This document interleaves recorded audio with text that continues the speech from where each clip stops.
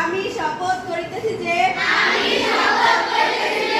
মানুষের সেবায় সর্বদা নিজেকে নিয়োজিত রাখিব।